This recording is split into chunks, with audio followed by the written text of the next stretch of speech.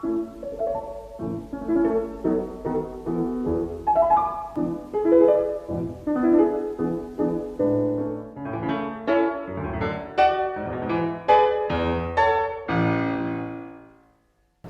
seja bem-vindo a mais um Impressões. Nesse programa, a cada semana você tem a oportunidade de conhecer um pouco mais a respeito da trajetória pessoal e profissional de um gestor público. E hoje a nossa convidada é a secretária de Estado do Desenvolvimento Humano, a professora Maria Aparecida Ramos de Menezes, mais conhecida como Cida Ramos. Seja bem-vinda aqui ao Impressões, Cida. Obrigada, Cláudia. Nós começamos, como sempre fazemos, falando sobre o início da vida do gestor com quem nós vamos conversar. E você é uma paraibana natural de Sapé. Como é que foi essa sua vivência lá na terra do abacaxi? Sapé é uma referência, é o local onde eu nasci, me constituí, juntamente também com o município de Mari, que minha avó era de lá e eu também convivi com minha avó. Sapé eu tive referências políticas. Eu sempre gostei de participação. Eu fui uma pessoa que eu tive paralisia aos 3 anos, mas assim, eu era uma adolescente muito participativa. Na minha época ainda era Arena e PMDB. E eu sempre tinha posições que chamavam até a atenção da cidade, da família.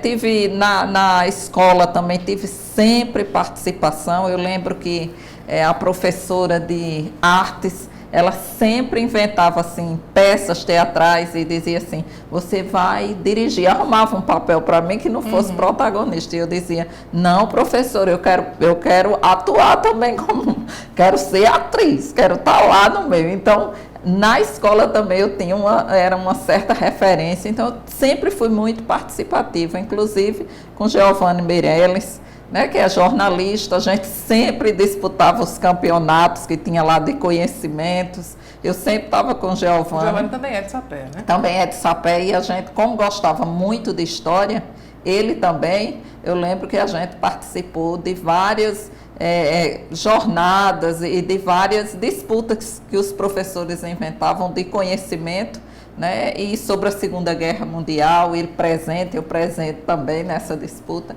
Então, eu fui assim, uma adolescente, uma criança, que teve o problema da paralisia, mas assim, a participação, a presença nas atividades, nas brincadeiras, nunca foi motivo para eu me distanciar das pessoas, muito pelo contrário. Lá em casa nós tínhamos uma única bicicleta. Meu pai era caminhoneiro, minha mãe dona de casa. Ele comprou uma bicicleta para as 7 filhas.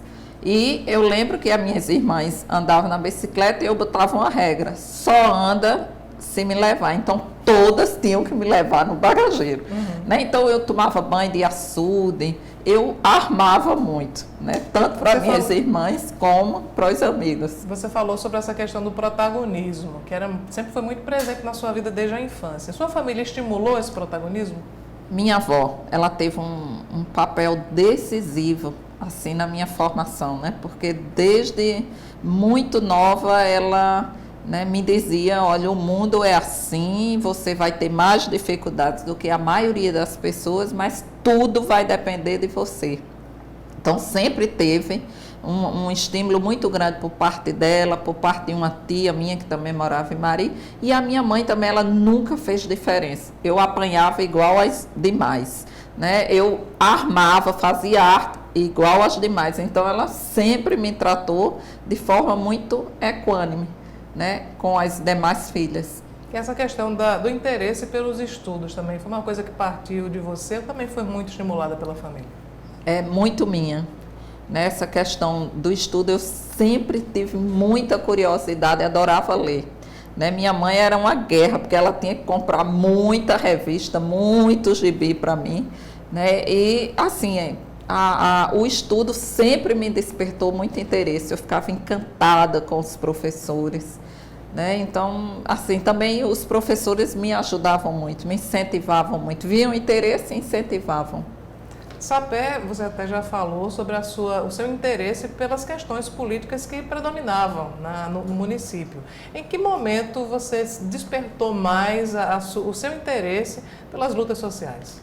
Quando eu comecei a conhecer a história do Nego Fuba, né, de Elizabeth Teixeira. E assim, meu pai fazia como mecanismo de me intimidar. Ele dizia, você com essa sua cabeça, com essa vontade de participação política, vai cuidar para não acabar como o Nego Fuba, como Pedro Teixeira. E aí foi me estimulando. Né? Você viu? Teve efeito foi um contrário. efeito contrário, porque aí eu fui me encantando com a história. É tanto que na minha casa, quando a gente terminava o primeiro grau, né, a gente só tinha direito a duas coisas lá em casa, comida e uma roupa por ano. Mas quando a gente terminava o segundo grau, meu pai, ele fazia de tudo para que a gente viesse estudar em João Pessoa. Né? Eu sou de uma família de 7 mulheres. Quando chegou a minha vez de vir, a coisa se complicou bastante. Porque Qual era a sua ordem aí, né, entre as 7? eu sou tenho mais 2 depois de mim. Então, complicou porque exigia uma estrutura para que eu viesse, né? Então, houve toda uma polêmica na família. Né? Um tio que achava que era do Rio e que achava que eu tinha que minha mãe comprar uma máquina de costura, que era muito melhor artes manuais, que eu poderia desenvolver aquilo. E foi uma guerra, porque eu finquei o pé, disse que viria. E acabei chegando aqui em João Pessoa, né, na década de 80. Cheguei exatamente em 80. Fui estudar no 2001, né, e já em 81 eu já comecei no colégio a me movimentar, né, do ponto de vista de organizar os estantes. Eu gostava de organizar o mural, né, com o Robertson, que ele, não, mas isso não é coisa para menina, eu tenho a equipe que vai ser, na época era Centro Cívico, e eu protestava, dizia que queria meu espaço, enfim, acabei entrando em contato com outras pessoas que também queriam criar, né, o movimento estudantil secundarista, e acabei participando da primeira comissão do movimento secundarista na Paraíba. Aí daí quando eu entrei na universidade, já fui do DCE e a participação, ela sempre existiu. Na fala do diretor do colégio, do seu tio e algumas pessoas da sua família, existia um conselho para que você se limitasse. Como é que você reagia a esse tipo de alerta, vamos dizer assim?